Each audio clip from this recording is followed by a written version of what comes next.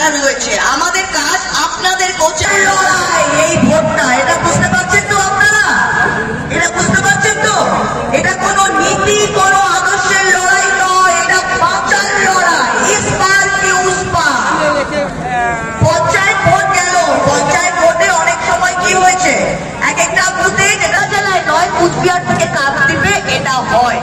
সেটা পঞ্চায়েত ভোটে হতে পারে, কিন্তু এটা পঞ্চায়েত ভোট নয়। আমি আপনাদের বলছি, বারবার আমার কথার মানেটা বোঝার চেষ্টা করুন। তৃণমূল কংগ্রেস আজ থেকে প্রায় নির্বাচনে আমাদের মার্জিন আরো অনেকটা বৃদ্ধি পাবে। দ্বিতীয় জয়েনিং আছে আমাদের বিক্রমপুর গ্রাম পঞ্চায়েত, আর একজন পঞ্চায়েত সদস্য, তিনিও আমাদের জয়েনিং করবেন। আমি নামটা লিলুফারকে ঘোষণা করবার জন্য। আচ্ছা, আপনার নেমে যান। এবার বিক্রমপুর পঞ্চায়েতে আজিপুর মন্ডল বইগাছি থেকে আজকে জাতীয় কংগ্রেস থেকে নির্বাচিত, তিনি আমাদের দলে যোগদান করবেন। তার 300 সমর্থক সহ তিনি আজকে যোগদান করছেন আমাদের এই বিক্রমপুর অঞ্চলের গ্রাম পঞ্চায়েতের সদস্য, তার সমর্থক এবং সকলকে মঞ্চে আসার জন্য আহ্বান করছি। 2-4 জন যারা মঞ্চে ধরার মতো আসুক, আসলে পরে বন্দে মাতরম, বন্দে মাতরম, বন্দে মাতরম, বন্দে মাতরম। তৃণমূল কংগ্রেস জিন্দাবাদ, তৃণমূল কংগ্রেস জিন্দাবাদ, তৃণমূল কংগ্রেস জিন্দাবাদ। ধন্যবাদ।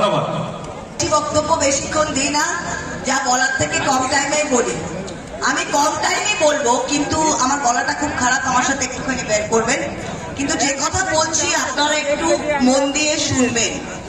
আজকে আমি লিলুফারকে কৃতজ্ঞতা জানাতে চাই যে কম সময়ের মধ্যে উনি মিটিংটা ডেকেছে, কিন্তু আমরা সাধারণত বড়, কিন্তু আমরা কি করছি, উঠে উঠে এই লড়াইটা, এই আপোষের মধ্যে ভেদাভেদিটা করে ওনাকে পিছিয়ে দিচ্ছি।